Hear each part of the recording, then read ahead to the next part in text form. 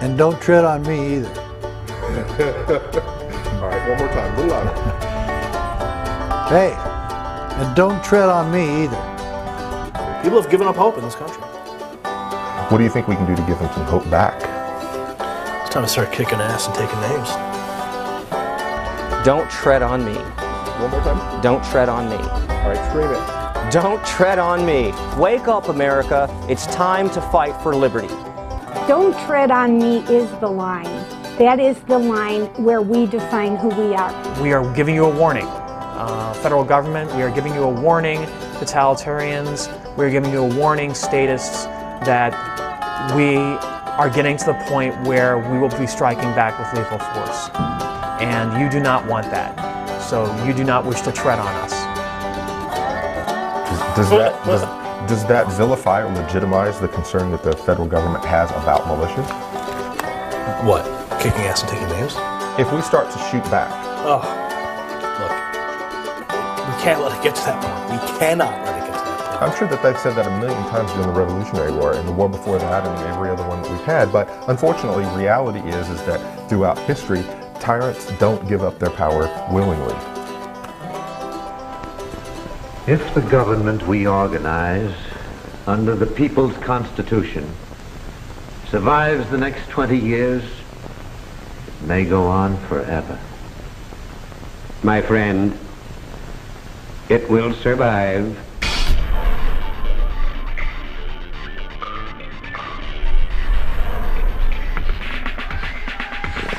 What are our obligations of citizenship?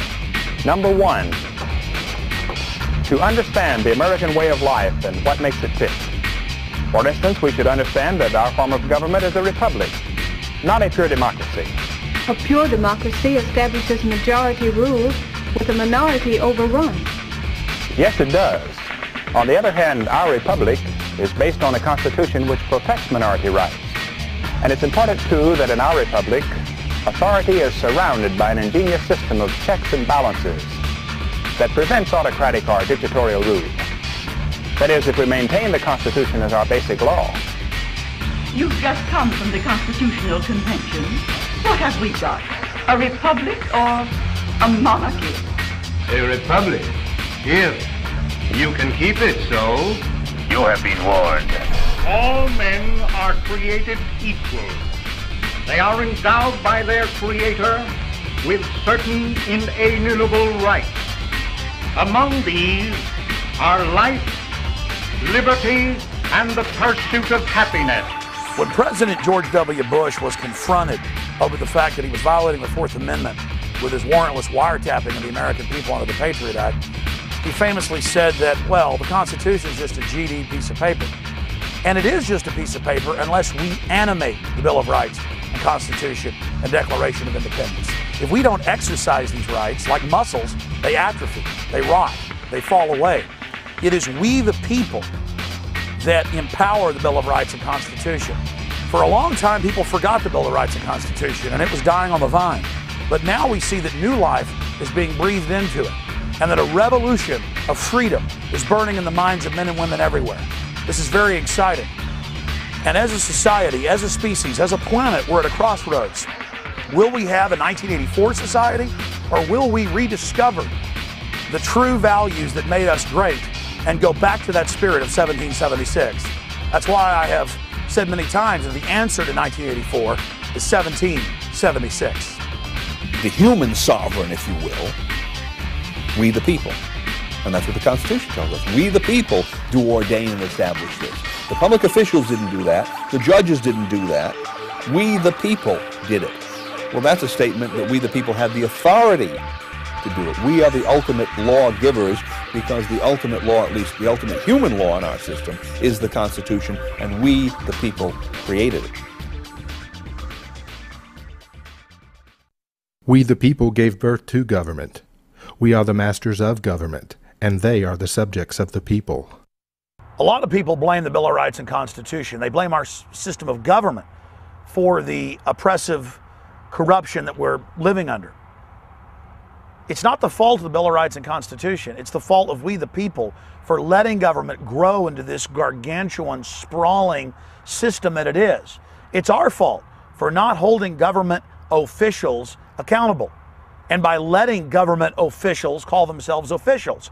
They are public servants. We the people constitute the government. We the people are the boss. And when the government becomes destructive of the Constitution, of the Bill of Rights, it is not just our job and our right, it is our duty to remove that government. And most of these problematic pieces of legislation and laws that get enacted are done without the people's knowledge. Some of it's even done without legislators' knowledge. And so they don't go to the people and say, hey, what do you think about having to carry an ID card around and show that card before you can travel and do all kinds of things. The idea of constitutionality becomes kind of fuzzy when you talk at the state level because the states were intended to be autonomous. So therefore, whatever they put in their state constitution is whatever their state constitution is. For example, in Illinois, their Second Amendment, most Second Amendments just say the right to keep and bear arms shall not be infringed. The Illinois state Constitution says subject to police powers, these rights shall not be infringed. So in Illinois, anti-gun laws are constitutional. In Missouri, they're not.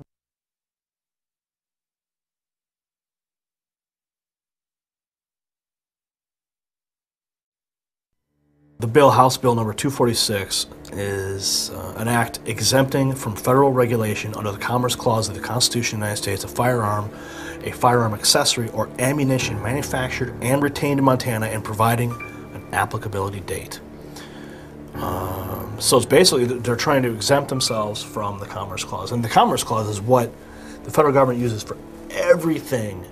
If a state gets out of line, yeah, this is what they use to pull them back in. Anything. In Missouri, it just says if the firearms and ammunition are made here, what's made here and stays here is not subject to the national government's Commerce Clause. They've used this Commerce Clause to interfere with everything they choose. And it's time for us to say, no, if we make it here, it has to be stamped on the gun, made in Missouri. We're very proud of that, and that says, get your hands off. Tonight, states are stepping up to protect their residents' Second Amendment rights from what they see as the long arm of Washington.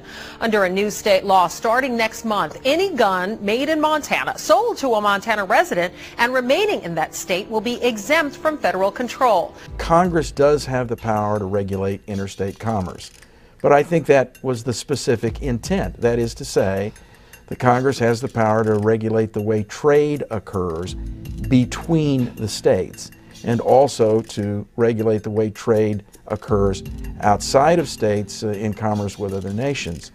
But this Interstate Commerce Clause has been interpreted so broadly as to literally affect every aspect and phase of American life. That is the loophole that has been used to so dramatically broaden the application of federal power far beyond the intent of the framers of the Constitution. But when the federal government comes in and says, we want to be your daddy, we want to tell you how to live your life, that's where we draw the line and say, whoa, not in Montana. And the feeling among many there is that the thing to fear the most is not a person with a gun, but a government that would take that gun away. Well, the meaning of the Second Amendment is found in its actual words: a well-regulated militia being necessary to the security of a free state, the right of the people to keep and bear arms shall not be infringed. Now you notice that structure. If we ask what's the most important point in the Second Amendment, well, it's the object, and the object is the security of a free state. Right? And the first thing that the amendment tells us is that something called a well-regulated militia is necessary to that purpose.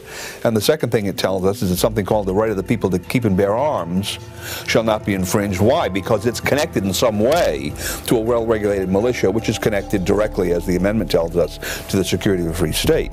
Well, the Second Amendment was written just to make sure we wouldn't have bad people come in and try and rob us of our rights. The bottom line is that's the only last hope there is if people are trying to do harm to our nation. Well, the whole reason we have the Second Amendment in there, a lot of people understand this, but a lot of people either never knew or have forgotten, it's to protect ourselves against an out-of-control government, a tyrannical government, a government that's violating the rights of the citizens and violating the law. And we have that today. We have a federal government that violates the law. What we're doing on the state level is playing a game of rock, paper, scissors with the national government. And if you've ever played that, you know that one can crush the other. We're trying to say we have the right, under not only the 10th Amendment, but also the 9th Amendment, to shoo them away and define this is within the realm of the state, not national government. Now they're going to whip out this Commerce Clause in Article 6 of the Constitution and say we have a right to regulate anything we feel like because it now does cross state lines. And we're ready to push back. We're going to push back. And the whole, not only the whole country, but the whole world is going to get a colossal civics lesson. The Commerce Clause refers to Article 1, Section 8, Clause 3 of the United States Constitution, which gives Congress the power to regulate commerce with foreign nations and among the several states. The Constitution enumerates certain powers for the federal government. Any powers that are not enumerated in the Constitution are reserved for the states via the 10th Amendment. It is clear that the states have had enough, and they are rising up to fight back against federal tyranny. And no one can blame President Obama. We have only ourselves to blame because he's made it very clear, as has his Attorney General, the chief law enforcement officer in the country. They just want to do a few things with gun laws, like take them away in large measure. I think that the current administration in a year's time has moved farther and faster than the federal government has ever moved before. Now, does that mean there weren't abuses of our Constitution and the role of federal government prior to that? I don't think so. I think this has been going on for literally decades. In my opinion, I think what has happened here is, you know, the American people tend to not really pay all that much attention to our government unless our government really overreaches its bounds. And so for years and years and years, the federal government has continued to step more and more into areas where they don't belong. They've reached their dirty little fingers into areas where they don't belong. But what they've done to the American people is they've done it, or they've served it to the American people a thimbleful at a time. They've given it to them a little bit more and a little bit more. And it looks like maybe when served a thimbleful at a time, the American people are a lot more likely to go ahead and receive it or swallow it, so to speak. What's happened now with the election of President Barack Hussein Obama and the dominant control that the Democrats have both in the U.S. Senate and the U.S. Congress, the House of Representatives, in my assessment, in my opinion, what they've done is they've decided to go ahead and just really, instead of trying to serve up their encroachments a thimbleful at a time, they're trying to serve it to the American people in 5-gallon buckets. Well, when the federal government oversteps its bounds in 5-gallon buckets, the American people wake up. And the American people have awakened. The Patriot Uprising, what some people might call the Tea Party movement, whatever you want to call it, I call it Patriot Uprising. When the Patriot Uprising occurred, it really occurred and gained steam because the American people got fed up. They got sick and tired of a federal government that constantly overreaches its bounds. The federal government tells each and every one of us how many gallons of water we can have in our toilet. Our founding fathers never intended for the federal or central government to have that much control over our lives. The federal government has encroached upon the very fabric of our senses. With health care bills and bailout bills, and with every kind of Patriot Act bill, our nation sinks lower into the pit of gloom and depression. The American people desperately want a way out, but the federal government has other plans.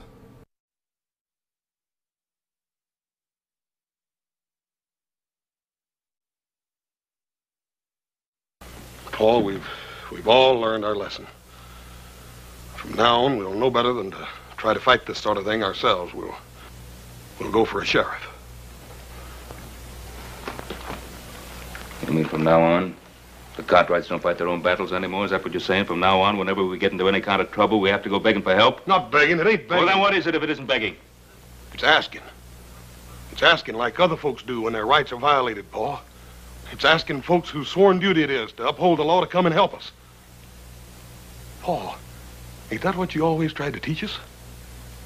In the last 20 years, we've seen an acceleration away from our Constitution and Bill of Rights and towards absolute despotism. The John Warner Defense Authorization Act, the Patriot Acts, the warrantless wiretapping, the renditions, the secret arrest, all of this is not only anti-American and completely illegal, it is textbook tyranny. It is anathema to our system of government. The Republican and Democratic parties and the treasonous, traitorous Congress have borrowed from all of the oppressive systems across the world and amalgamated them into the current system. And they paint everything they do in this patriotic glow, and it's for America and it's for the children.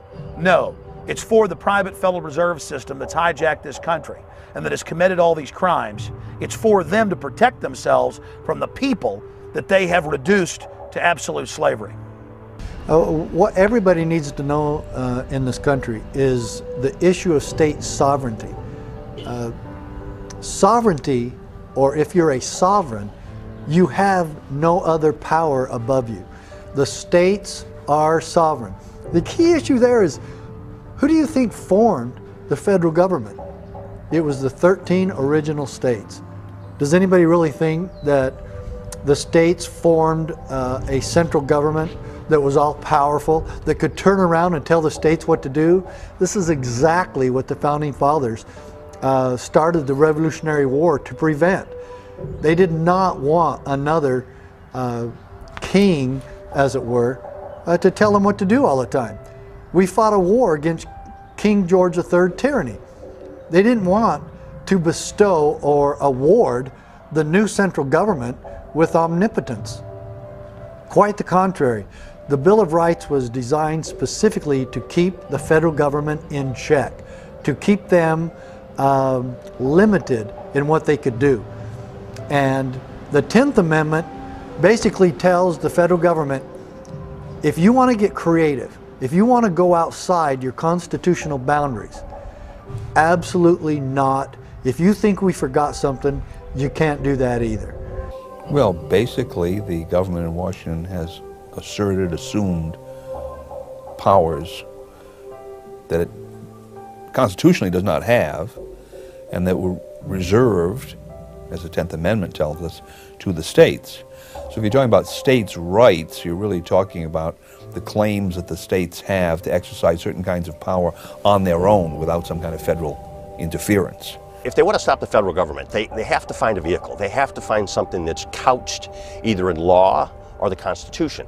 And the 10th Amendment is very clear about the state's ability, the state's rights and state sovereignty in stopping and curtailing the power of the federal government. So it is the tool, the legal and constitutional tool that is being used to stop the federal government. Well, a right is something that you have, again, inherently, something that is part of your nature, something that you own. A privilege is something that's given to you by someone or some entity that has authority over and above you, that has the ability to control you. Let me, just for the sake of the illustration, because I do like to pull up my handy-dandy Constitution, and I don't blame anybody.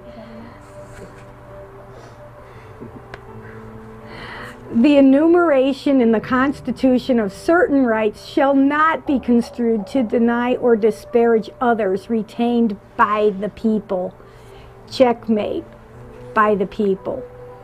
Number 2, the 10th Amendment clearly says that the states have the rights to pass laws so long as they don't conflict with anything already in the Constitution. There's not one word in the Constitution that says Congress can do health care. Rights and privileges are opposites.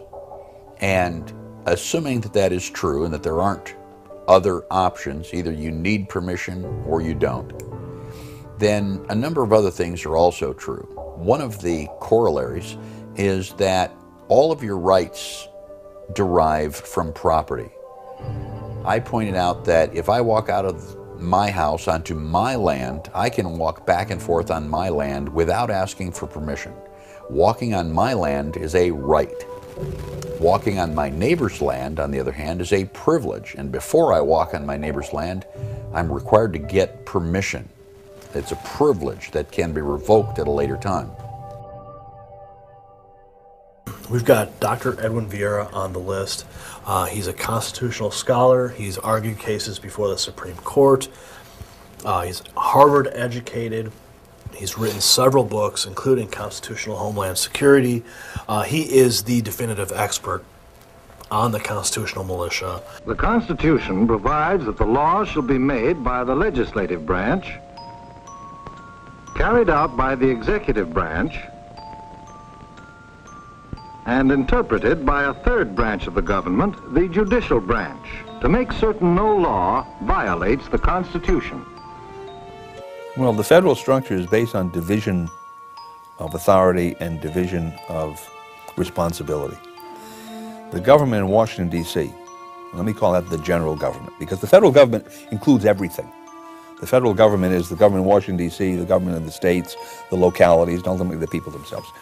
The general government is designed to deal with problems involving all of the states. International relations, war and peace, regulation of commerce among the several states, uniform bankruptcy legislation, coining of money so that we'll have a uniform system of money. Right? Uniformity that applies across the board. Well, what has happened is that the people in Washington, D.C. discovered that money would be a good way to gain power. And through their taxing system and their banking system, they have been able to concentrate control over money in Washington. And then they turn around to the states and say, oh, we have this program that we'd like you to participate in, and if you do, we'll fund it. And it's a wonderful control mechanism because it's based upon what? The ultimate vice, I suppose, avarice. Right? We're going to pay you to sell out your own citizens, and the state representatives have said fine, and in many instances, people who are receiving these benefits from Washington have said fine too, not realizing that those benefits are what's the picture that comes to my mind?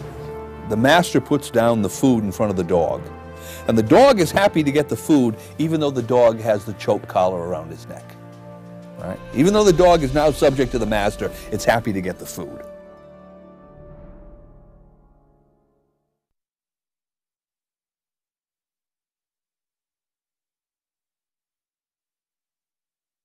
This bill has special deals for special folks. The Louisiana Purchase, special deal for Florida, special deal for 2 states in New England, and a special deal for Connecticut. And as much as my friends like to rail on the insurance companies, they give a special deal to Michigan Blue Cross so that they don't have to get the new tax increases. Why is that? Because it's special deals for special folks. This bill is unconstitutional. Texas State Attorney General plus 40 or 30 other attorney generals will sue the federal government if this bill passes because of special deals for special folks. And also, this bill is unconstitutional because it forces the American people to buy a product. Nowhere in the Constitution does the federal government have the authority to force you to buy anything, whether it's insurance, a car, or a box of donuts. What we have in Congress are a bunch of lobbyists who are there making sure that elected officials do the will and do the bidding of corporations. And I mean, this healthcare debate is a great example of that. I mean, the insurance industry right now, they're spending $1 million a day to convince people that they need to keep private healthcare insurance companies, and that's how we need to have our healthcare run in this country. What does the term sovereignty mean? Well, you can have a nation that's declaring that it's sovereign from an empire or from a nation that it was previously a part of. But at its most basic level, sovereignty, or saying I am a sovereign, means I am not your property. I am not a slave. And our Declaration of Independence was unique in history, where the people created a new government and constituted it to be a protector of their basic rights and freedoms. Not democracy, not mob rule, 2 wolves and a sheep voting on what's for dinner, but a system where the minority as well as the majority was protected. Bills that would protect the American people from the federally sponsored healthcare fiasco are now getting the support they need. As we call it, the Missouri Freedom of Healthcare Choice Act. It also is a House joint resolution, and on the Senate side it's been filed as a Senate joint resolution. These resolutions are the type that would result in an amending of our Missouri Constitution. And basically, what these joint resolutions do is inscribe into our state constitution that the citizens of Missouri will not be compelled or forced by the federal government to have any type of health control mandates from the federal government. This is a brilliant piece, a beautiful piece of state sovereignty, pushback type legislation. The main point of passing a resolution is we have to define who we are and what we will tolerate. It's their job to be the public servants. They're getting way off task.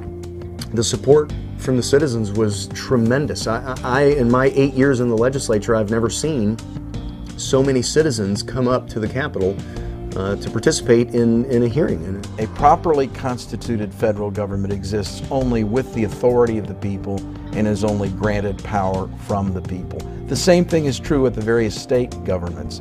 Their power derives from the consent of the governed. We did it with the extension of unemployment benefits in Missouri this past session, where we had to jump through hoops, actually change our state statutes to be able to get those extensions. We said no. I think what's going to happen is collectively, the states are going to have to come together, and they're going to have, the legislatures of the states are going to have to say no. Welcome back to The Ed Show. There are tough times on Main Street. Unemployment reached double digits and small businesses are struggling to stay alive. You never want a serious crisis to go to waste. We kind of agree with Mal that political power comes largely from the barrel of a gun.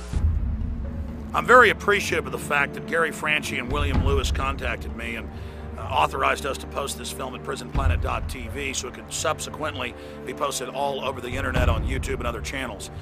They spent a lot of money making this film. It's about states' rights, the difference between the republic and a democracy.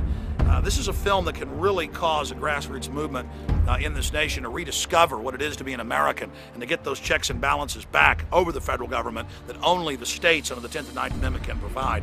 And to ensure that they can make future documentary films, it's essential that you support them by going to Infowars.com or Don'tTreadOnMeMovie.com and purchasing Don't Tread on Me, Rise of the Republic on DVD with the expanded extras. Plus, you get it in the highest quality. It's great to show friends and family, to have viewing parties, to send to your legislators, your county commissioners, and to people in Congress.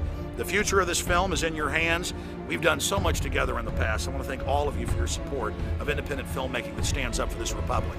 Don't Tread on Me, available at Don'tTreadOnMeMovie.com or Infowars.com. Get the DVD today.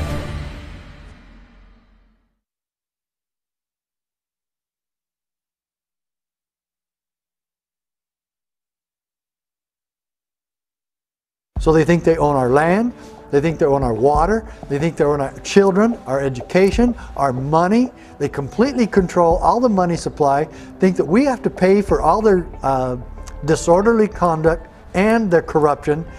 And the truth of the matter is that none of these things are under federal control.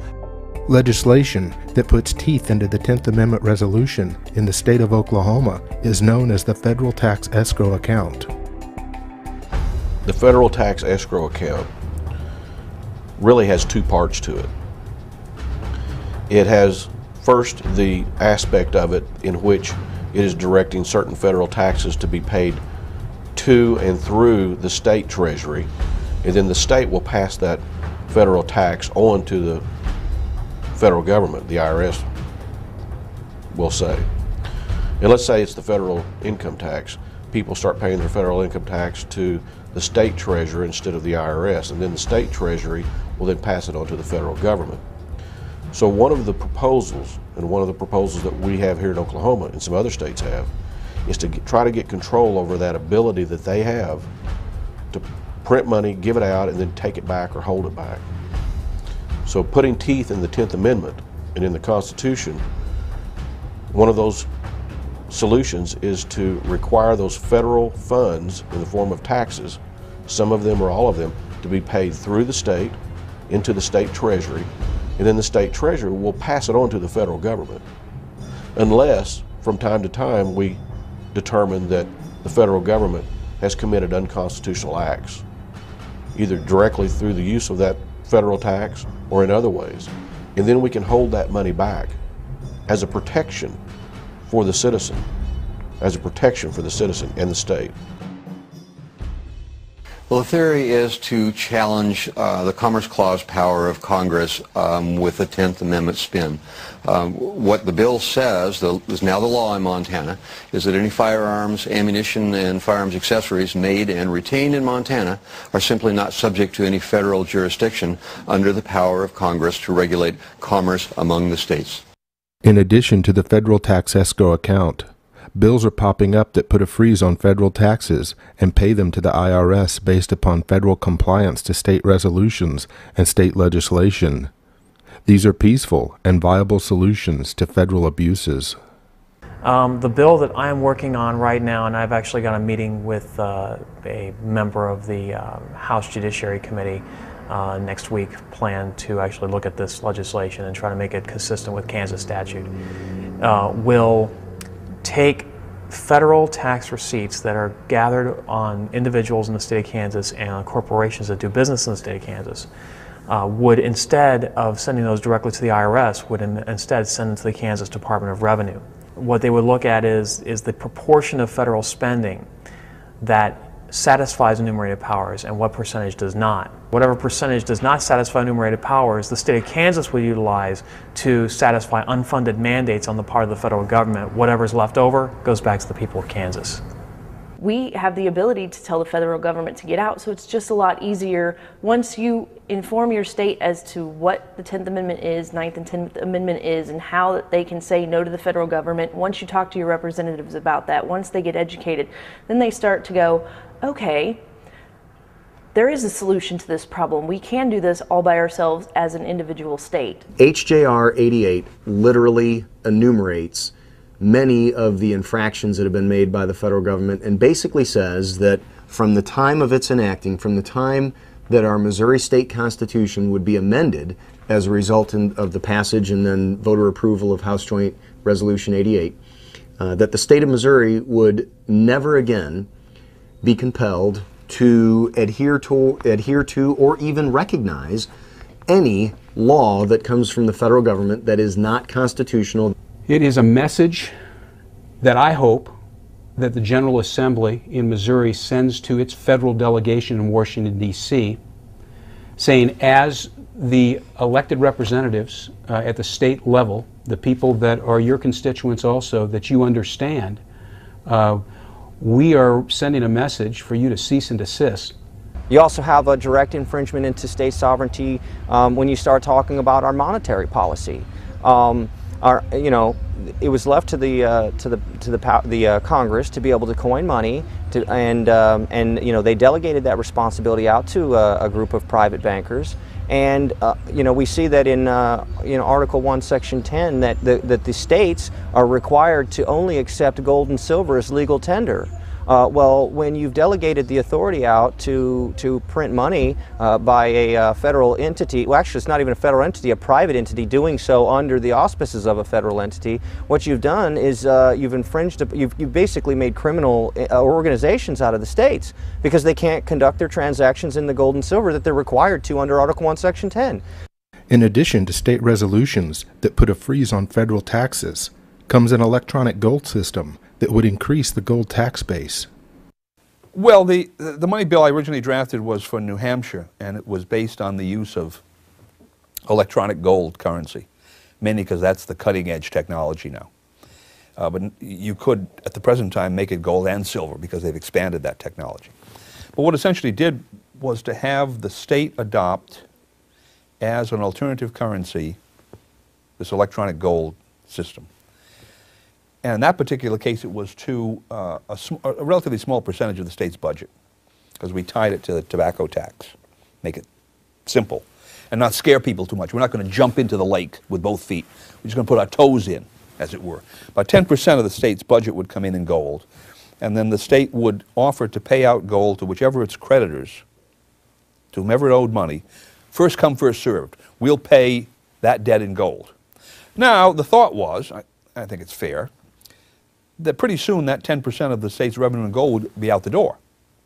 People would be lining up to get that. Then the treasurer would come back to the legislature and say, you know what happened here? Our gold stock went to zero in the matter of a month. I need to have more of the tax base turned into gold, increase the gold tax base.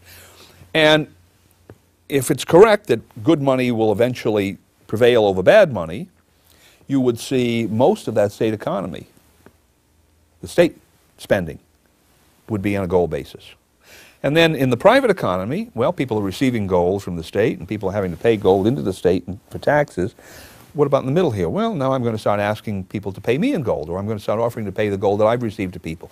And it would expand through the private economy. And the next thing you know, that state, for all intents and purposes, would be off the Federal Reserve system. Federal Reserve notes would be like a foreign currency, like euros or something.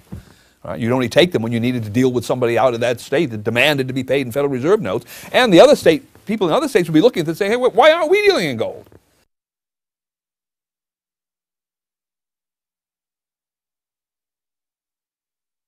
The federal government, the American government, is weak because it doesn't have a big army, a big navy, high taxes like a European power. And Jefferson said, no, this is exactly our strength. Americans love their government because it doesn't do anything to them. Right.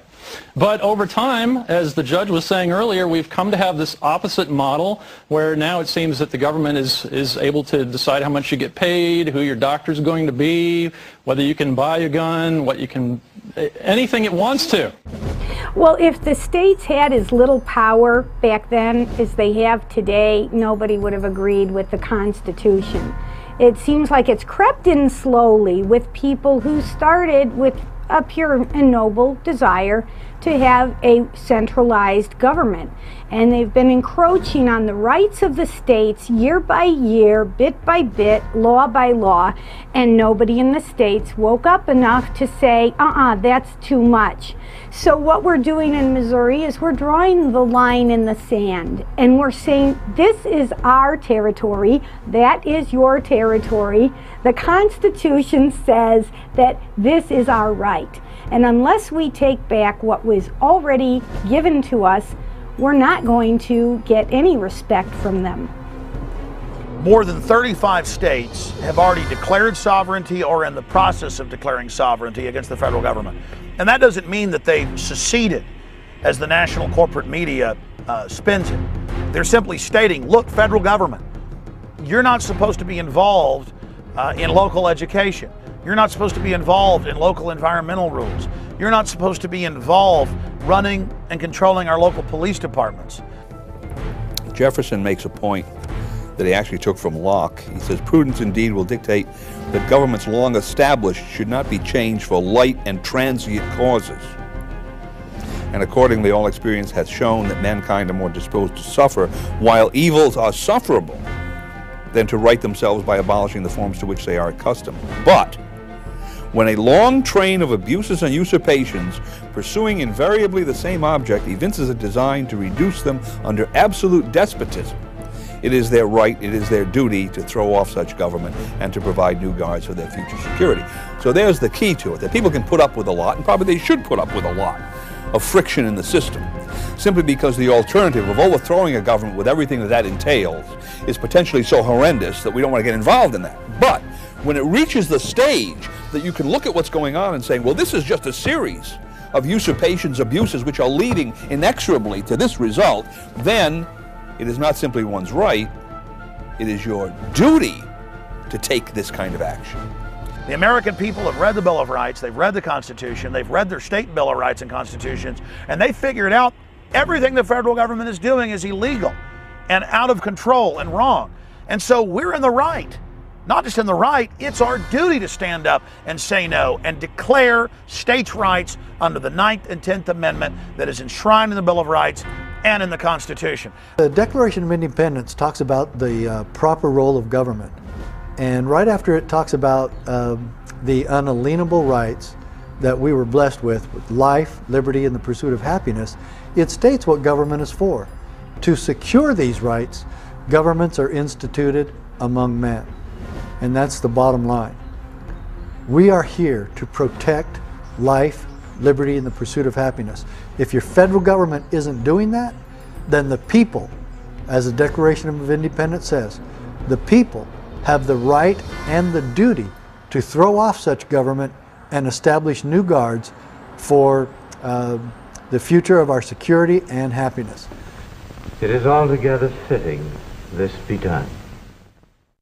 If you don't know what the Constitution says, there's no way you can uphold it.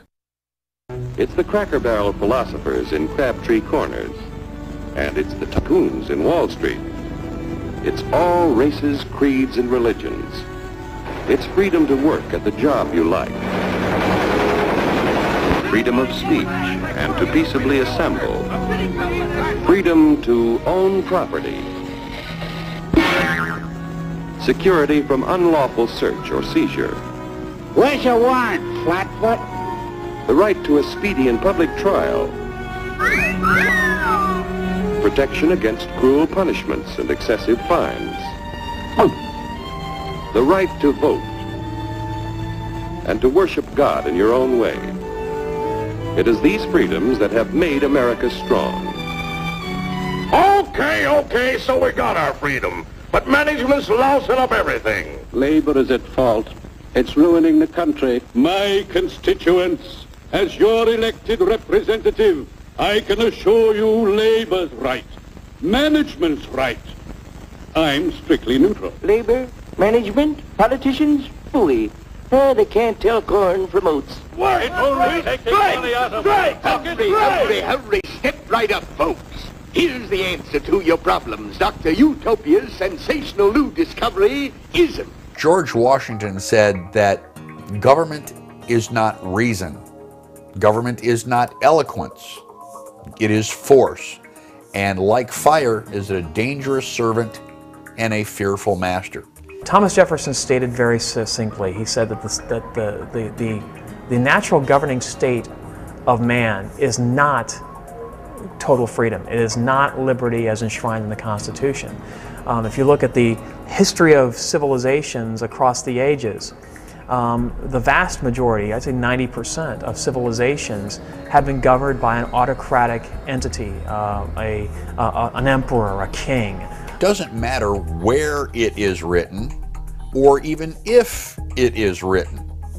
You know, you need to understand the difference between rights and privileges. A right is inherent. I can sit here and I can think anything I want. You can make a law that makes it illegal, you know, to think about circles.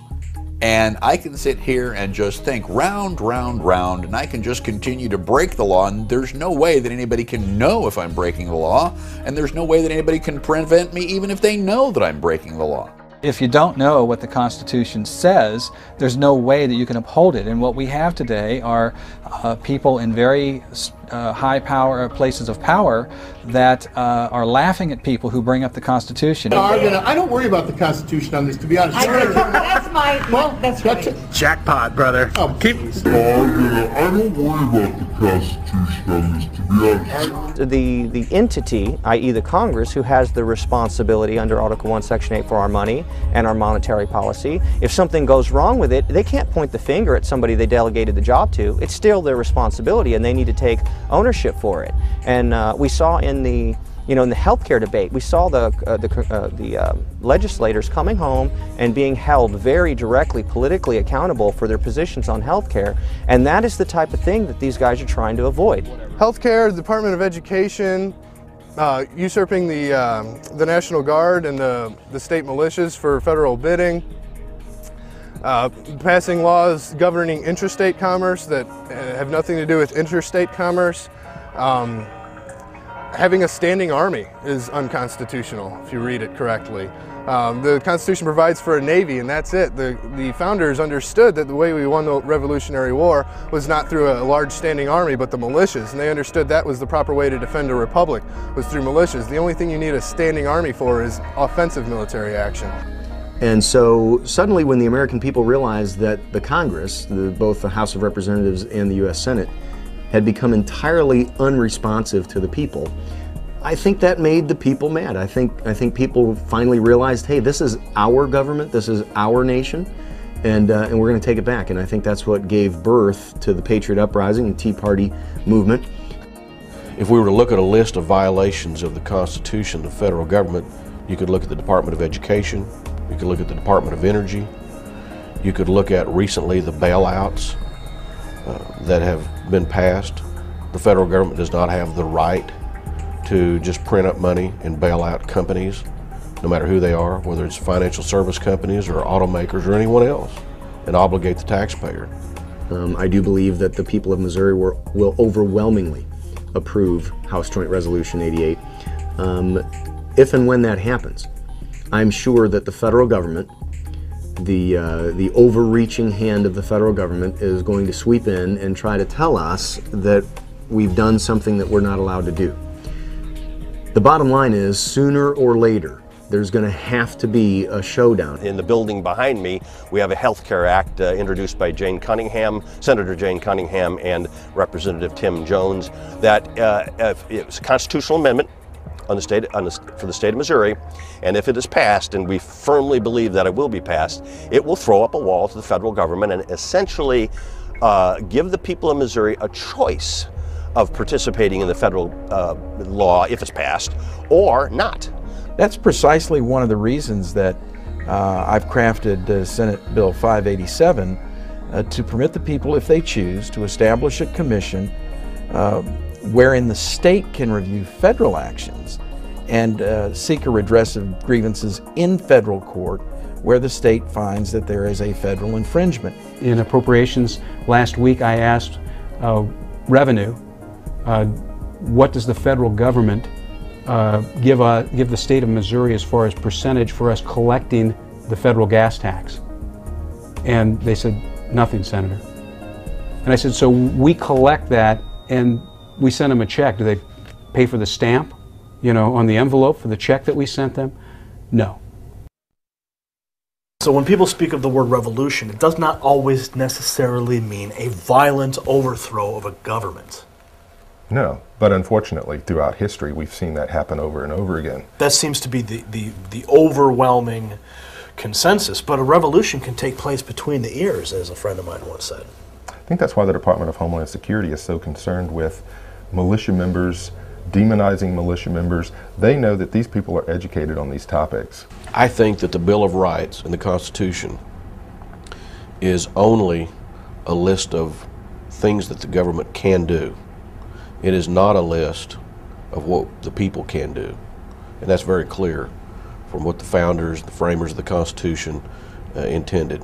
It certainly is not a list of the things that we can do. It may include some of those things, and it does, but it's not a list of the things that we can do.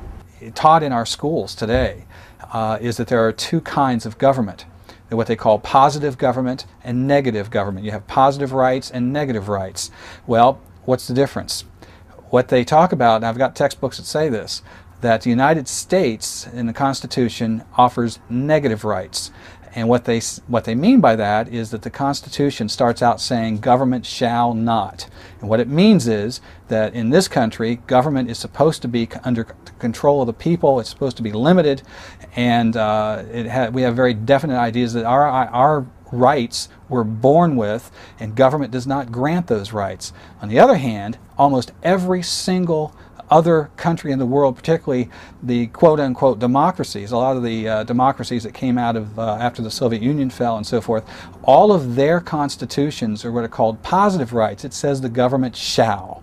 And what that means is that government grants you your rights, that and whatever gang of thugs are in charge today decides what those rights will be. Hillary Clinton announced that the U.S. would participate in what is now called the UN Small Arms Treaty.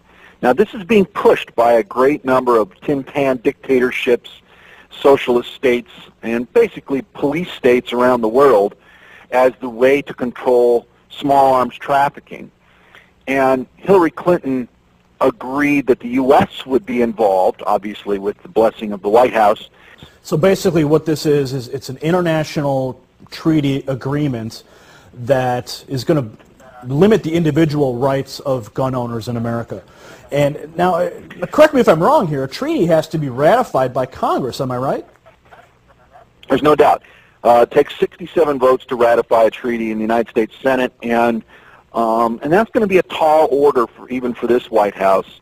The founders set up this beautiful system where you have the three branches of the federal government, the legislative, the executive, and the judicial, all filled with power-hungry men and women, set against each other, always struggling for more power and control against themselves so they can never get together and oppress the people. That's called the separation of powers. And so each branch checks the other. But there's also a separation of powers at the state level. If you didn't like the rules in New York, you could move to New Jersey. If you didn't like the rules in North Carolina, you could move to South Carolina. If you didn't like the rules in Alabama, you could move to Texas. My hot button issue is the First Amendment.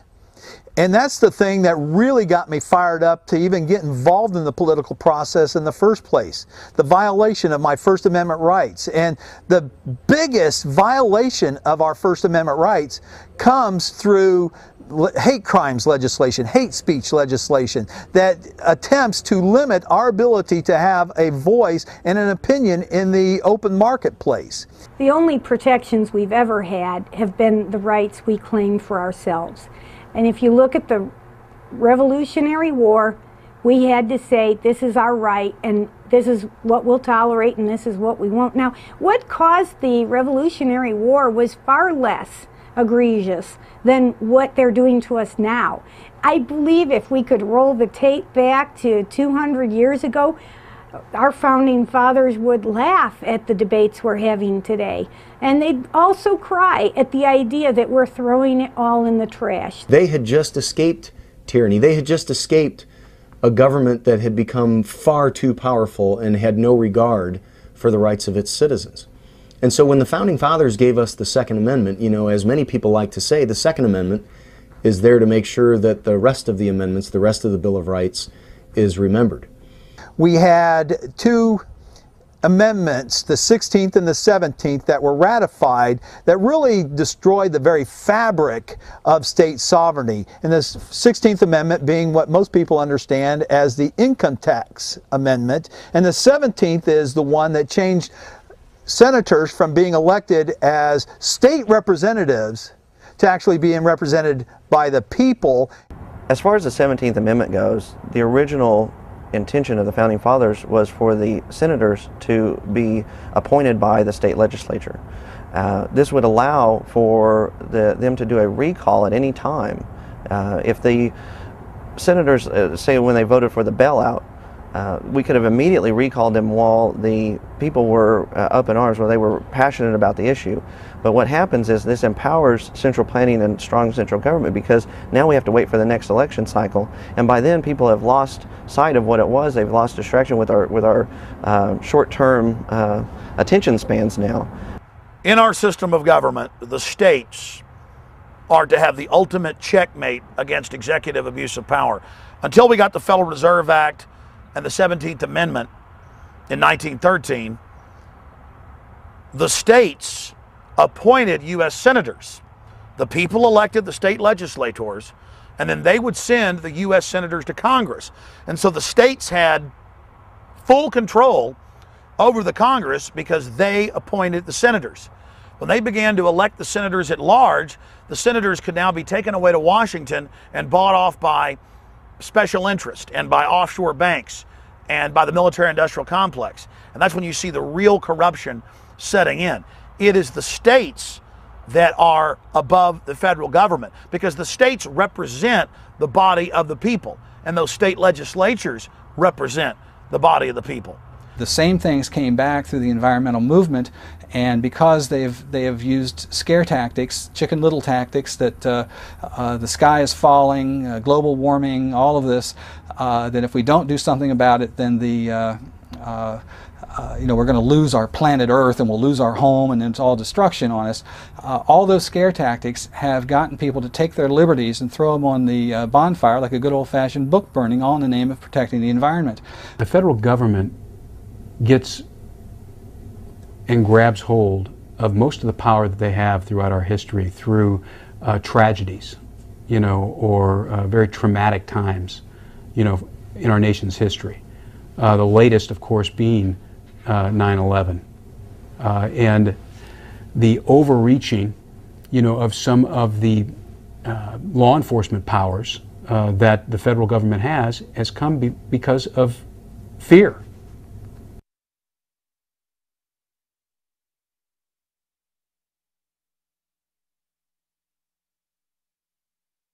He was fired at, burned with cigarette butts, pierced with a nail in his right foot, and severely beaten with an electric baton. The wounds and bruise marks visible on his body is a testimony of the brutality he was subjected to by the Chinese authorities. In Russia, they don't allow protest except for free speech zones. The United States has adopted that.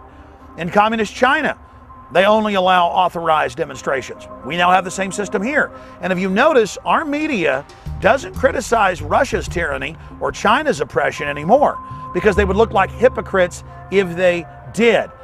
In the past, our government would criticize the North Vietnamese or the North Koreans or Fidel Castro for torturing people. Now, you don't hear them criticizing authoritarians and despots around the world, because our government is doing everything that dictators do, as if they're going down a checklist of every horrible thing that corrupt regimes do, and trying to even go further than tyrants have in the past. George Bush was correct when he indicated that the Constitution is only a piece of paper. And if people do not know the ideas, if they don't read the Constitution, if those ideas are not protected and enforced, then the Constitution could theoretically be a perfect piece of paper with perfect ideas, and they would be irrelevant. If you want to know how much protection the Constitution gives you, I challenge you to stand on a railroad track with a train coming and hold up a copy of the Constitution as your protection. And you will discover in very short order that the Constitution will afford you essentially no protection whatsoever. No, absolutely not. I will never take a mandatory vaccination. Ever, ever, ever. Well, I might not know exactly what I do until that time comes, but I can tell you this, I wouldn't be taking the vaccine, and there might be shooting that day. That's why there's 200 million guns in the United States. I mean, I've got, you know, we are the ones, I truly believe we are the ones as individuals who can make the best determinations for what's best for our families. No third party, no interest that has any other interest but your interest is going to be able to make those decisions on your behalf. And if you cede those decisions onto somebody else, then you are risking extermination ultimately. And so, if that's the case, then I'm going to do what I need to do to protect my family. Well, we don't know that. That's another big question and problem with the bigger question that we're discussing here, and that is the increased level of control by the federal government to dictate to citizens everything. It's incrementally that we go down the path. But when that time comes, the big question is, what's the state going to do? And so I finally decided and realized we needed a process in our state, and I think every state needs this, to be able to address that. So I've introduced another bill that will address that problem of how do legislators, how do the people quickly, efficiently react to unconstitutional acts that the federal government takes. We talked about putting teeth in the Constitution by funneling the federal tax dollars through the state, then the state could pass it on. We also need a mechanism in which state legislators can easily bring a question before the House or the Senate, the legislature, address that issue that's unconstitutional, they believe is unconstitutional, and then be able to address it publicly, openly, and vote it up or down. Again, I sincerely hope that our government has not gotten so corrupt that we have government agents in this country willing to come to my door armed, with the intention of incarcerating me and giving me some mandatory vaccination, because I will resist with every ounce of force that I am capable of generating, which is considerable. My very first question during my presidential campaign was relative to the anthrax scare that was prevalent at the time. And the question was, Mr. Badnarik, what is your position on mandatory vaccinations? And because I was a very new candidate, I hadn't learned how to couch my answers diplomatically. As an engineer, under moments of stress, I still blurted out the truth. And my answer to the question was, you bring the syringe, I'll bring my .45, and we'll see who makes a bigger hole. Well, the Second Amendment is the right of the people to keep and bear arms, and that leaves them with the authority and the power to be the last say-so in fighting off tyrannical government. And the one thing that the Democrats and the liberals and a lot of people make a mistake about is that the first part of the Second Amendment, where it says a well-regulated militia being necessary for the security of a free state, comma, the right of the people to keep and bear arms shall not be infringed. Well, some people think that the reference to militia is talking about the Army or the National Guard. Well, there's two things wrong with that. The National Guard wasn't formed until 100 years later, and the Founding Fathers didn't even like the idea of a standing army. So they certainly weren't guaranteeing the right of soldiers to keep and bear arms. The discussion, they say, well, they never envisioned machine guns, and yet they did have weapons that were capable of firing multiple rounds at once. In fact, they were experimental, but they did exist. They knew about them. Personally, I think it's one of those balance issues, that if a person can engage their target. Well, the Second Amendment says the right to keep and bear arms. It doesn't specify what type of arms, and it doesn't specify pistols, shotguns, rifles, assault rifles, whatever. It says arms. So I think what you just described there, the fact that a populace should be able to defend itself from their government, if necessary, includes the right to have any sort of weapon that the federal government or any government has. I draw my line in the sand when I know beyond a shadow of a doubt, and I can feel it and see it, taste it, that my rights are being violated. That's when I take a stand. Would you be willing to be force vaccinated? No. Then would you be willing to go to a quarantine camp? No. What do you plan to do if they come knocking on your door? Well, you know, you bring your syringe, I'll bring my 40.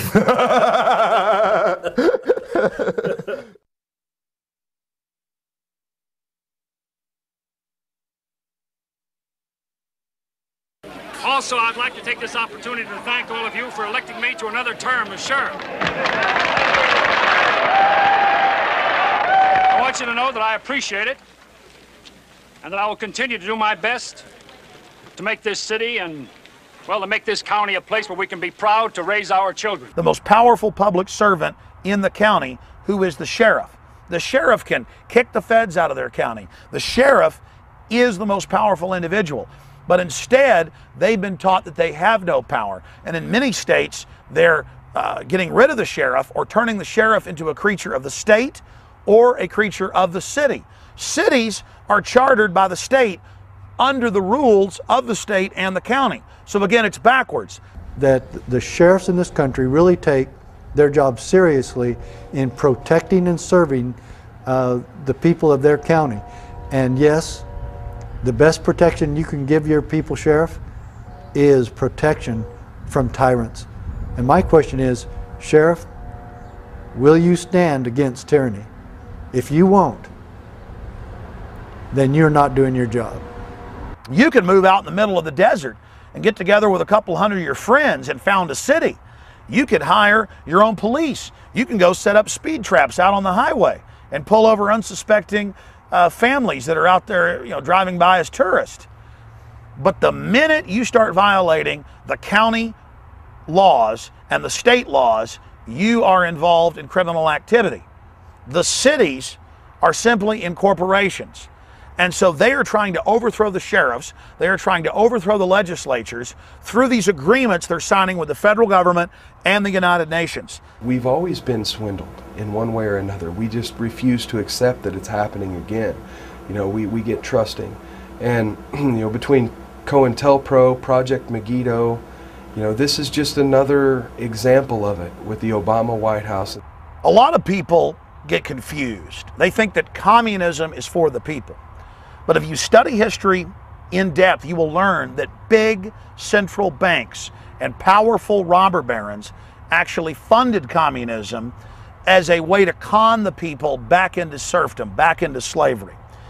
And if you look at the Communist Manifesto and compare it to the laws that the Federal Reserve has lobbied to be passed in the United States and also in Europe, it's identical. The 10 planks of the Communist Manifesto, how many have already been implemented in this country? Like, for example, a graduated income tax, like our federal income tax, and others. The Communist Manifesto was the concept of having what they call a state bank with massive capital, and that's, of course, the Federal Reserve System. It's not entirely a state bank because it's tied in very closely with the private banking system. You have really a cartel structure there. But it's a state bank in the sense that it's a product of statute. Obviously, the Federal Reserve Act was passed in 1913. Those private bankers wouldn't have that authority if it weren't for that statute. Now, the other area that the Communist Manifesto, of course, was interested in was that it's developing now is this concept of all land was going to be owned by the state. Well, we're coming into that same type of relationship. The land is not all going to be owned by the state, but it's going to be owned by these huge agribusinesses, which are interlocked with the state, these huge agricultural corporations or cartels, which are interlocked with the state in the same way, in essence, that the Federal Reserve is interlocked with the state. So they have a lock over our food supply in the same way that the money people have a lock over our money and credit supply. Right? And it's the same structure. What they learned was the communist system of centralized bureaucracy doesn't work. You need to have centralized bureaucracy interrelated, interleaved, if you will, with quote-unquote private enterprise. Communism is an evil theory. It is evil at its inception because its overall purpose, its goal, is to eliminate private property and therefore eliminate your rights, including your right to life. Because if the government decides that you are taking up too much space or eating too much food or not complying with the government's demands, then you will simply be eliminated because you have no rights. This is a very sophisticated, nuanced issue. The similarities between the Civil War in the 1860s between the North and the South and what's happening today with the Declaration of State Sovereignty. We have to be very careful. If you study the history of what happened then, this is on record, mainline history. The British came in and funded the South to begin breaking away from the North, knowing that it would create a protracted war that would weaken the entire system. Whereas what we're talking about today in terms of these state rebellions, if you will, against federal usurpation is the same in essentially every state. Now, it may not be the same in the sense that the legislature of Massachusetts may not feel as threatened by national health care as the legislature of South Carolina does, but there are a heck of a lot of people in Massachusetts who feel threatened, and a heck of a lot of people in South Carolina who feel threatened. And eventually, if enough people in Massachusetts feel threatened, that legislature will change its tune. The people in Washington are making decisions that benefit themselves. The American people are beginning to realize that, and we are undergoing a second American Revolution. We're undergoing another change in the way that people think. Right now we have foreign offshore banks coming in, controlling the federal government to engage in all these oppressive and tyrannical operations against the states that has the states declaring their sovereignty and some threatening to secede, which will then provoke a national crisis, which is what the globalists want. Instead, we need the states to declare their sovereignty, but not secede, and point out that the federal government itself has already seceded to international control. It's not the states that are trying to secede, it's the states that are trying to get the federal government to follow the Bill of Rights and Constitution and not be a gang of traitors and crooks, a bunch of mercenaries working at the behest of offshore corporations.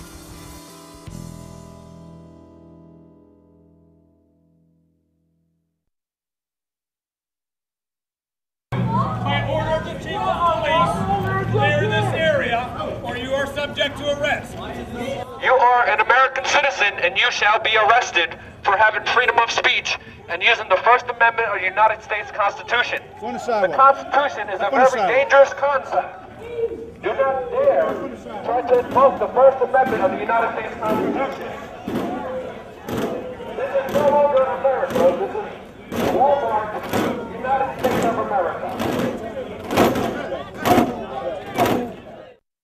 For anybody that may not know what the symbol of Don't Tread on Me looks like, basically the most common symbol, the one that would most routinely be seen, is the one where you see a coiled up rattlesnake. And that coiled up rattlesnake is ready to strike, but the symbolism there is, you know, if you don't mess with me, I'm not going to mess with you. Well, again, I think that when I think about that, Don't Tread on Me, I think about the flag, the revolutionary flag. I think about tyranny of government that hoisted on a people from a very long distance away. Again, that idea of government being close to the people. I do this for my children. I do it for my kids. I honestly do. I don't do it for any other reason than for my kids. I would like to see them live in at least a little bit freer of a society than what we have right now. You know, not being overly reactionary. Personally, I would like to see people just band together and say, no, we're not going to do this. And if push comes to shove, if they push you, do you allow them to push you or do you shove back? It's up to us to fix the mess. Yes, we thought we could trust them, but it didn't get this bad overnight. It got this bad because the citizens, not everyone, but some citizens, were content to sit in their lazy boy chairs with the remote control, trusting that government will take care of them. And while that may have worked at some time, it never has worked very well through the long course of things. So I want to encourage everybody to do your part to take back America. It might be as simple as just giving a civics lesson to your friends, neighbors, and relatives, but when people hear the truth, they can recognize it. And there's no reason we have to throw away the principles that made us the greatest nation on earth. We need to get organized on the local level, precincts. Organize in the precincts, organize so that you can turn out voters who believe your way is the main step in turning things around. During a presidential campaign, the 9 months before that is not the time to start trying to get enough people out to support your candidate. It's important for citizens to get involved. Become a candidate for public office or find a candidate for public office that you support and get engaged in electing people who will express a devotion to a commitment to the clear principles of the United States Constitution. I have never seen my constituents and people across Missouri so engaged, and I'm sure it's like that in all the states. The most important people that you can elect that know and understand the Constitution and their responsibility to protect you is your county sheriff and your governor. If you can get those two people on board with protecting you from tyrants, we'll win this battle, and we'll keep this battle and these tea parties peaceful. If not, we're going to watch our country continue to die, and instead of throwing tea in the harbor, we're going to start throwing politicians. That is in Article 1, Section 8 in the enumerated powers of the Constitution, and if the federal government says they're going to cut off highway funding, for example, for a state, then we should be well within our rights to say that, okay, well, we're going to cut you off then of all federal tax receipts until you release those funds that we have given you to fulfill your enumerated powers. But the good people of America, through the Patriot Uprising, the Tea Party movement, have banded together and made it clear to our government that we just aren't taking anymore. We're not going to sit back and allow you to perpetrate these things against the American people. We are not going to allow you to just ignore this document called the U.S. Constitution, and it is the people of America, not the politicians, the people of America have stopped health control and tax and charade. Founding Fathers created a country in which the local level is to be the most powerful force on us. If government is going to have any kind of effect on us, particularly it should come from the local level, because that means you can sit down with your local county commissioner, your local city councilman over a cup of coffee or something and say, you know, Harold, I got a problem with this, and you can talk to them. And if they don't do what you want them to do, then you can organize to try to take them out of office. A larger than expected turnout today for a Tea Party protest. People are upset with the Obama administration. And this time, in addition to signs denouncing government spending, protesters were encouraged to bring their guns. Well, I think there's a lot of people, myself included, until about a year ago, that basically just trusted our government and believed that they were actually doing what was best for us. The protesters say the pending health care legislation is a big reason why they're upset. But they're also angry about gun control, big bailouts, and tax increases. They say it's time they're heard. Well, I would call it sensitizing people to the problem. You have different levels here. There are some people who understand this problem, and then there are others who don't understand the specifics of it, but they know the source of it. And Congress, this problem is located in Congress. And then there's some down below who will understand not only that, but they say, well, I know a solution to it, or I know a direction for a solution. We have to work through the states or what have you. And then you have a vast mass way at the bottom who are feeling the economic and social screws being turned on them. And the one thing they know is they're not responsible for this. They didn't do this. Somebody else did it. And now they're looking around to see who it was. And it has to be people in positions of power that did it. And so they're looking at the financial community, they're looking at the big businessmen, they're looking at the big politicians and say, you people are responsible in some way for this mess that's coming on me, that's being dumped on me. Their first instinct is to ask them to correct it, because they've been told all along that Washington has all the answers, right? But now they're realizing Washington does not have the answers. We get hope, we get change, and we don't actually get any hope or change, right? That was the whole mantra of the Obama campaign. I leave Mr. Obama aside, right, without criticizing him in particular, but that's the idea of all of these political campaigns. You put in this new fellow and things will change. And people have swallowed that stuff long enough. They realize it isn't true. It doesn't change. At that point, they're going to stop, number one, looking to Washington, begin to look at the other alternatives, which are the states, and I hope the second point is they're going to recognize that if change is going to occur, they have to make it occur. That is, the individual person has to make it occur. He has to become directly involved in this. Self-government is not a spectator sport. It's a contact sport. You have to get on the field, put on the uniform, and go out there and play the game. And if that means working with an alternative currency and learning how to use it as a businessman, you have to do it. If that means becoming part of a militia unit so that you can deal with whatever the local emergencies are, you have to do it. Nancy Pelosi is not going to come down from Washington and do this for you.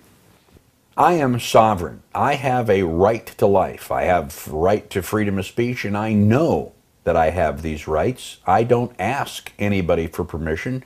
I do not look to some higher authority to determine whether or not I have these rights. God made the people made the states, and the states made the federal government, and that's the way the power flows. The people in this country, the average citizen, the guy sitting in front of a television set after having dinner at night, they know something's wrong. They can feel it in their gut. They know that there's something just not right with the world. As Morpheus said in The Matrix, he said, you know, it's the splinter in the corner of your mind. There's something there, they just can't put their finger on it. It's our responsibility as citizens, as people who uphold the Constitution, to give them the option, to give them the ability to take the red pill and see how far the rabbit hole goes. And when they do, when you start making people awake and aware of what's going on, they become excited themselves and become true grassroots people themselves and want to spread the message. And I think that's happening to great effect right now. When you evaluate the efforts and the results of the Patriot Uprising, the Tea Party movement, and you ask yourselves, have we made measurable progress in reasonable time? The answer to that is a resounding yes. Absolutely. We are making major progress. Politicians are scared like they've never been scared before. And that is exactly where we want them. We want politicians to be in a constant state of fear, not physical fear, but fear of not being reelected, fear of the people holding their feet to the fire, fear of the people actually paying attention to and watching what they do. That's where we have the politicians right now. The number one thing we can do to save our republic and restore our Constitution is to retake our Congress back for the people. Take it away from the establishment and the incumbents and give it back to the people. How about local government? Same thing, local government. We need to be electing local candidates that have a very clear and demonstrated understanding of their state constitutions, of the federal constitution. That way we know that those people are up to our business and not their own business.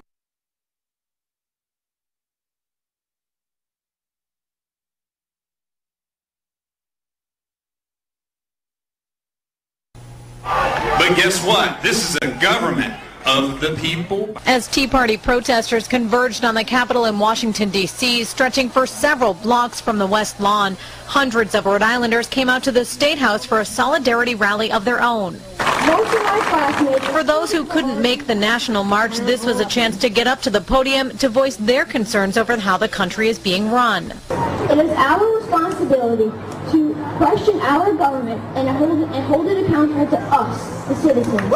The Tea Party, which stands for Taxed Enough Already, has been traveling across the country calling for smaller government and reduced taxes. The political landscape in the United States today is backwards. You have the federal government declaring that it is the supreme arbiter of everything that happens in the 50 states, and that it removes the tax money from the states and then returns a small portion of it with strings attached.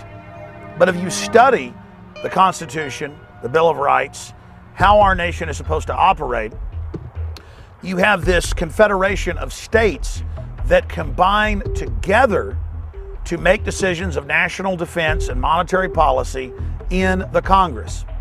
Instead, today, we have a private offshore banking cartel that seized control of the federal government and then used the federal government as a slave to carry out its unconstitutional aims upon the states. And this is clearly in the 10th and 9th Amendment, that all the powers not expressly delegated to the federal government are reserved to the states or the people.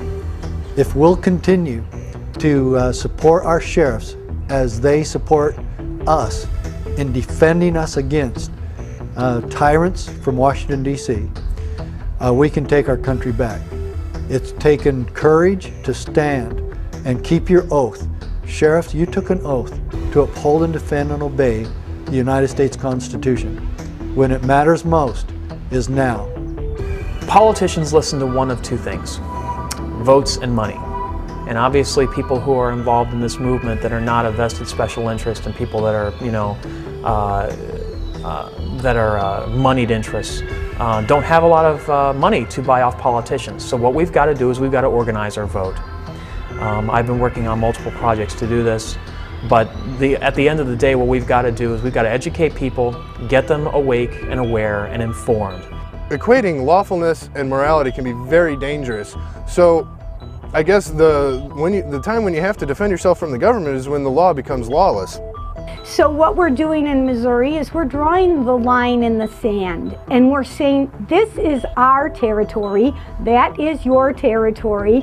The Constitution says that this is our right, and unless we take back what was already given to us, we're not going to get any respect from them. So be encouraged, be motivated, be engaged, and just have a part of this, because 30 years from now, somebody's going to ask you what you did during the Patriot Uprising. They're going to ask you what you did during the years of 2010, 11, and 12. And it's my prayer that you'll be able to say that you were right in the middle of it and that you had a piece of this fight. The question is, where should the American people draw their line in the sand? First of all, as a Texan, I would like to point out this is a reference to the Alamo. Colonel William Travis recognized that the outcome was hopeless, and he told the men at the Alamo that he could not, in good conscience, order them to stay and fight. And so he formally dismissed everybody and told them they were now free to leave. They no longer had any responsibility to stay and fight. But he took his saber and drew a line in the sand. And he indicated that regardless of what they did, he, William Travis, was going to stay at the Alamo and, even if necessary, single-handedly defend the fort. The line in the sand has come to be your final straw, the last outcome. Much like survival, individual survival, that is a personal issue. You know, when someone crawls through the window at 2 o'clock in the morning, you know, you can say, "Get out of my house," and they can continue walking towards you, and you can say, "Stop, I'm armed," and they can continue walking towards you. You can pull the gun out of the holster and point it at them and say, "Stop or I'll shoot." And if the person continues towards you, at some point in time, you have to decide whether or not to pull the trigger. You know, whether that is actually necessary for you to save your own life. And that decision is clearly a personal decision. Everybody has a different breaking point. Everybody has a different level of tolerance to frustration and tyranny. Instead of sitting down and saying, wait a minute, what does the Constitution tell us? Security. Where do we find that word? Well, it's the only place the word security appears in the Constitution. A well-regulated militia being necessary to the security of a free state. And the security of what? A police state? A free state. And the only other place where a word related to security is used is the word secure in the preamble, to secure the blessings of liberty to ourselves and our posterity. So if you think that through, if you looked at the book of instructions, if you had the brain of a kindergarten student in terms of constitutional law, you'd look at this and say, aha, whatever kind of homeland security operation we want, its goal has got to be a free state and the blessings of liberty to our people. Oh, and by the way, the Constitution tells us what that is. It's called a well-regulated militia, and the reason we can be secure in knowing that the well-regulated militia will secure the security of a free state and the blessings of liberty is because it is composed of whom? The people themselves. Not an elite armed force, not a group of politicians, the people themselves. Now, I just did that in how long? 20 seconds? You didn't have to go to Harvard for 3 years of law school to figure that out. Right? It's right there on the face of the document.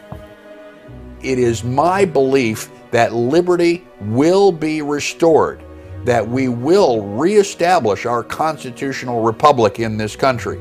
And I sincerely hope that enough people have crossed that personal line in the sand where they will join forces with the rest of us so that a small number of us are not required to use force and use of arms. By order of the City of Pittsburgh Chief Police, I hereby declare this to be an unlawful assembly. I order all those assembled to immediately disperse. You must leave the immediate vicinity. Don't tread on us, we're not afraid. You work for us, we're not your slaves. Don't tread on us, you cross the line, soon you will pay for all your crimes. Don't tread on us, we're not afraid. You work for us, we're not your slaves. Don't tread on us, you cross the line. Yeah, there's going to be basic principle. It would include everyone in principle from, let's say, 16 to 55 years of age. And then it would allow for anyone who was outside of those parameters, at least at the upper level, to volunteer for the system. And then it would give certain exemptions to people who were in public office, say judges or whatever, and certain people who were in private occupations where they had, say, hospital, all right, working in medical services. Then everyone would have to be armed and trained in different ways, and that's where you get into the one size doesn't fit all. because the training might depend upon local conditions. So if you're dealing, let's say, with Louisiana, we have the Mississippi River, New Orleans, the problems of levees and so forth and so on. Obviously, one important part of the Louisiana militia would be people being trained in some kind of service units, construction units or whatever, that would deal with that particular problem, keep their eye on that problem, apparently better than the U.S. Corps of Engineers has done, right? If you're living in other areas, you're going to have other problems to deal with. Now, the picture that comes to my mind now, let's take Virginia, for instance. Statute that I have in mind here would say as following. The state passes this militia revitalization bill, and it authorizes each one of the counties, or some of the larger cities, I mean, places like Richmond, to set up a militia committee of safety. And the purpose of this organization would be, at the county level, to be the governmental entity that oversees the operation of the militia. And it would consist of some number of the county supervisors and the chief law enforcement officer. The county, 4 or 5 of these elected officials or appointed officials would be in this group, plus the leaders of the militia units that were formed. And then we'd form militia units initially on the basis of what used to be called independent companies, because we don't want to scare people right away. So we let people simply volunteer into this. And if you don't want to volunteer into it, you pay some amount of money as an exemption.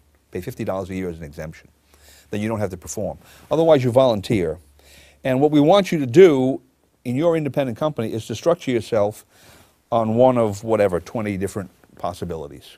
You could be a medical services company, you could be a police company, you could be a building, construction company, whatever it is. And then we'll leave some blank spaces down there. If you come up with a better idea, fill it in.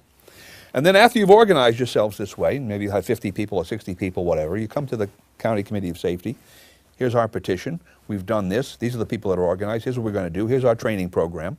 Here's the kind of equipment that we're going to get, we think we need. And we want you, the County Committee of Safety, to authorize this. County Committee of Safety signs on. This was actually done, not in Virginia, it was done in Rhode Island. Rhode Island was one of the examples of this happening all the time. When was it? In the colonial period, up to the constitutional period, and then thereafter as well. So through the independent company structure, we now find out the best way in each county to organize people. What kind of people do we need? How should we organize? How many do we need? How many do we need? How should they be organized? And we do this through essentially volunteers at this point, because we don't want necessarily to bring everybody, we don't need everybody right away to do this. And we don't want to alienate a lot of people who aren't ready to perform this function. And if they're willing to pay $25 to get out or $50 a year to get out, that's fine. Where does that money go? It goes to the militia group. So now the militia group has this money to buy equipment, to get to training facilities and what have you. And then we determine that the best way to organize a militia group or for the purposes in Warren County, Virginia, which is where we are now, is this way. And over in Clark County, it's different. And Fairfax County, it might be slightly different, and what have you. It's based on the needs of the county. It's based on the needs of that county. Now then, also on there's certain state considerations. Now, at the end of some period of time, let's say a year, you have the County Committee of Safety writes a report based on what they did, and they send this back to the State Committee of Safety. And the State Committee of Safety looks at that and says, aha, on the basis of this, we think we should amend this state statute to provide for this and this and this and this. And now that we have all this up, we're going to increase the exemption fee from $50 to $250. We're going to force more people into this. And we're going to tell those people that they have to take a Red Cross first aid. We're now going to start laying these things out, which everybody has to do. So that at some stage down the line, maybe it'll be 5 years, maybe 10 years down the line, this country is going to look, this state, let's just say the state of Virginia, if we're the only ones that did it, we're going to look as well prepared as Switzerland for any kind of emergency. We don't care what it is. Natural disaster, epidemic, economic collapse, attack by the Chinese, you name it. We're going to be as well prepared as we could be. We may not have nuclear weapons to retaliate, but otherwise we're going to be as well prepared at the state and local level as we could be. Food security, medical security, police security, we're going to have that. None of which we have now. I should say police security, we have some of that, but not at the right level, and they're depending too much on Washington in any event. We're going to have that in this state. It will be maybe different in Nebraska, maybe different in Massachusetts, California, what have you. But at some stage down the road, this country is going to be completely organized for any kind of problem that would arise. And it's going to be organized from the bottom up. not from the top down. RestoreTheRepublic.net and TakeBackWashington.com are two key places to join the fight, the info war against the New World Order. You've seen the film. You understand the 10th Amendment, the difference between a republic and a democracy. Now get out there and get involved in organizations of like-minded Americans that understand the left-right paradigm is a fraud. And for more news and information, to track what the globalists are up to and how people are countering them worldwide, visit Infowars.com and PrisonPlanet.com. Thank you for watching Don't Tread on Me, Rise of the Republic. This film and other documentary films that are out there are vital to getting the word out to the people of the world to understand the type of global system that's being set up.